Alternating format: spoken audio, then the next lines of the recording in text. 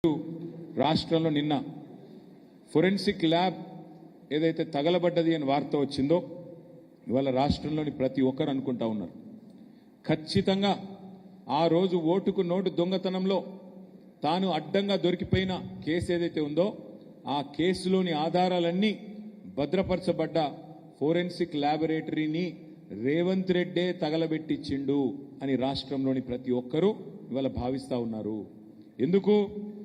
ఎందుకంటే ఒక నేరస్తుడే ఇవాళ ముఖ్యమంత్రి అయినాడు. మరి ఆ నేరస్తుడు సహజంగా ఆయననే హోంమంత్రి. ఆ హోంమంత్రి కిందనే ఉండేది పోలీసు వాళ్ళు. ఈ ఫోరెన్సిక్ ల్యాబ్ ఇవన్నీ కూడా ఆయన కిందకే వస్తాయి.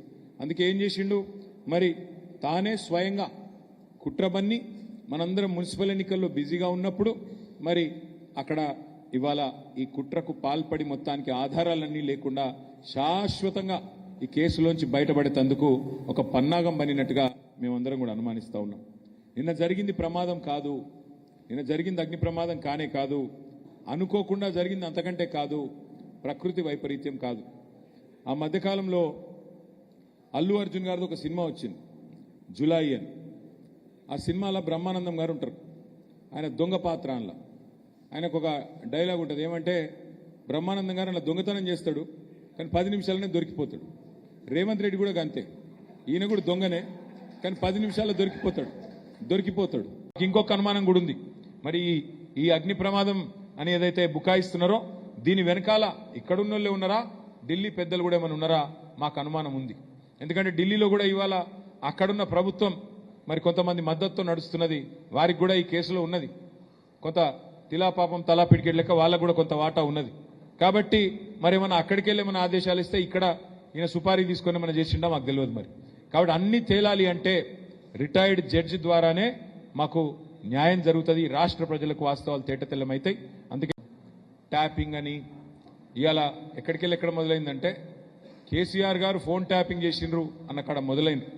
ఇవాళ ఆఖరికి ఎక్కడికి వచ్చిందంటే సోషల్ మీడియాలో పనిచేసే కొంతమంది మా పార్టీ పిల్లలు వాళ్ళని పిలిచి విచారణ పేరిట 10 గంటలు వేధిస్తూ ఉన్నారు. మీ పార్టీ హ్యాండిల్ ఎవరు చూస్తారు, మీ పార్టీ అకౌంట్లు ఎవరు చూస్తారు, ఎట్లా చేస్తారు అంటే కొండందవి ఎలుకని పట్టినట్టు కూడా లేదు. అట్లాంటి పరిస్థితి వాళ్ళ రాష్ట్రంలో ఉంది. కానీ ఒక్కసారి ఎంత కట్టుకథలాగా చెప్పారంటే స్టోరీ వీళ్ళు నిన్న పొద్దున ఇగో ఇది వాళ్ళు నిన్న విడుదల చేసిన press release. Director TGFSL Telangana forensic laboratory వాళ్ళు విడుదల చేసిన ప్రకటన తూతూ మంత్రంగా ఏం పెద్ద నష్టం కాలేదు, కొన్ని సదుపాయాలకే నష్టమైంది, ఈ ఘటనలో ఎలాంటి ప్రాణ నష్టం కానీ ఎవరికి గాయాలు కలగలేదు అని మొదలు తూతూ మంత్రంగా డైవర్షన్ గేమ్ లాగా స్టార్ట్ చేసింది. కానీ ఏమైంది, ఒక ఇన్స్పెక్టర్ గారు పాపం ఆయన కొద్ది నిజాయితీగా పనిచేసినట్టున్నాడు. ఆయనకు ఎఫ్ఐఆర్ రిజిస్టర్ చేయమని ఆయనకు లోకల్ ఆ ల్యాబొరేటరీ వాళ్ళు కంప్లైంట్ ఇచ్చింది. శ్రీనివాస్ రెడ్డి అని కంప్లైంట్ ఇచ్చిండు, పి శ్రీనివాస్ రెడ్డి. ఎఫ్ఐఆర్ నమోదు చేసిండు. ఎఫ్ఐఆర్లో అన్ని చాలా వివరంగా రాసిండు. వాళ్ళు ప్రెస్ నోట్లోనేమో ఏం జరగలేదు, అంత మంచిగానే ఉంది అన్నట్టు, ఏదో తక్కువ నష్టం జరిగింది అన్నట్టుగా బుకాయించే ప్రయత్నం వాళ్ళు చేస్తే ఇది ఫస్ట్ ఇన్ఫర్మేషన్ రిపోర్ట్. ఇందులో చాలా స్పష్టంగా ఏం రాశారు అంటే ఎఫ్ఐఆర్లో పొద్దున 10కి అగ్ని ప్రమాదం అయింది అని మాకు ఇన్ఫర్మేషన్ వచ్చింది.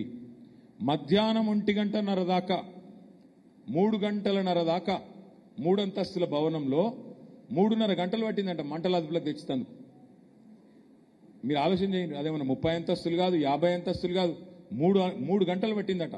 గా బుడ్డ 3 అంతస్తుల బిల్డింగ్లా ఫైర్ కంట్రోల్ చేసినందుకు. 10 గంటలకు ఈ సాక్ష్యాధారాల చెరిపివేత కార్యక్రమం ఏదైతే మొదలైందో సాక్ష్యాలన్నీ మాయమయ్యే వరకు 3:30 గంటలు నిర్విఘ్నంగా జరిగేందుకు మరి ప్రైవేట్ ఆర్మీ లాగా అక్కడ పోలీసు వాళ్ళు కానీ ఇంకా ఇతరులు కానీ సహకరించినట్టుగా కనబడతా ఉంది. 3 అంతస్తుల బిల్డింగ్లా ఫైర్ ఆపేందుకు 3:30 గంటలు పడుతుందంటే ఇంత ఎఫెక్టివ్ ఫైర్ డిపార్ట్మెంట్ ఉంది మనకి, వాళ్ళకి 3:30 గంటలు పట్టిందంటే ఎవరైనా నమ్ముతారా? దీనిలో పెద్దవాళ్ళ పాత్ర లేదు అంటే ఎవరైనా నమ్ముతారా? అంటే కేవలం ఇంకా విచిత్రం ఏంటంటే ఇక్కడ మొదటి అంతస్తులో ఫైర్ ఆపడానికే 3 గంటలు పట్టిందంట, మిగతా అంతా కలిపి అర్ధ గంటనట. ఆ మొదటి అంతస్తులోనే అసలు కీలకం ఉంది.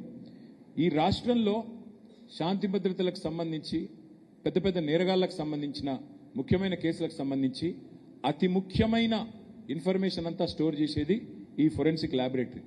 అక్కడ డ్యూటీలో ఎవరు లేరట ఇది జరిగినప్పుడు. ఇంత విచిత్రం చూడండి, 24 గంటలు డ్యూటీలో ఉండాల్సిన చోట ఉదయం 10 గంటలకు డ్యూటీలో ఎవరు లేరట. ఎవరూ లేకపోవడం వల్ల అనుకోకుండా ఎవరు అటెండర్ చెప్తే వీళ్ళకి తెలిసిందట. ఇవన్నీ కూడా చాలా చతురతను, చాలా అతి తెలివితేటలను, ఫేక్ న్యూస్ను నడిపి మీడియాను మేనేజ్ చేసి తిమ్మిని బమ్మిని చేసే ప్రయత్నంలో ఒక భాగంగానే మేము కనబడతా ఉన్నాం. అందుకే మొదలేమన్నారు, ఏం కాలేదు, అక్కడ ఏం నష్టం జరగలేదు అని ఒక తుపేల్ ప్రెస్ నోట్ రిలీజ్ చేసినారు. ఆ తర్వాత ఇగో ఇది ప్రెస్ నోట్, అందులో ఏం లేదని. తర్వాత ఎఫ్ఐఆర్ వచ్చింది బయటికి. ఎఫ్ఐఆర్లో పాప మా పోలీస్ ఆయన నిజాయితీగా పనిచేసినట్టున్నాడు. ఆయన రాసిండు క్లియర్గా, ఏమి జరగలేదు అనేది తప్పు. అక్కడ ఏమేం పోయినాయంటే కంప్యూటర్ ఫోరెన్సిక్ ల్యాబొరేటరీతో పాటు ప్రాపర్టీ రూమ్ తగలబడ్డది, కేస్ వెరిఫికేషన్ ఛాంబర్ మొత్తం పోయింది, అనాలిసిస్ ఛాంబర్ మొత్తం పోయింది, చివరికి సర్వర్ రూమ్ అంటే కంప్యూటర్లో నిక్షిప్తమయ్యే సమాచారం ఏ సర్వర్లో అయితే ఉంటుందో ఆ సర్వర్ రూమ్ మొత్తం కాలిపోయింది. ఒకటి కాదు, property room, case verification chamber, analysis chamber, చివరికి సర్వర్ రూమ్ అన్ని పూర్తిగా కాలిపోయినాయని చెప్పి నేను చెప్పడం లేదు, ఎఫ్ఐఆర్ చెప్తా ఉన్నది. దీన్ని బట్టి మనం ఏమర్థం చేసుకోవచ్చు, విజయవంతంగా అనుకున్న పని చేసిండ్రు, విజయవంతంగా పకడ్బందీగా వేసుకున్న ప్రణాళిక పకడ్బందీగా అమలు చేసినారు. ఎందుకంటే ఒకసారిగా సర్వర్లు కాలబెట్టినాక ఇంకేముంటుంది కాడ, ఆధారాలు పోయింది, కేసు పోయింది, సర్వర్లు పోయినాయి, అందులో ఉన్న డేటా పోయింది. కుట్ర విజయవంతంగా ముఖ్యమంత్రి గారు పూర్తి చేసినారు. 50 కంప్యూటర్లు తగలబడ్డాయంట. ఇలా ఒక ప్రభుత్వం అదేవిధంగా ప్రభుత్వాధినేత బహుశా తమ కార్యాలయాన్ని తామే మొట్టమొదటిసారి కుట్రతో కాల్చేయించడం చరిత్రలో ఎక్కడ జరిగి ఉండదు అని రాష్ట్ర ప్రజలు భావిస్తూ ఉన్నారు.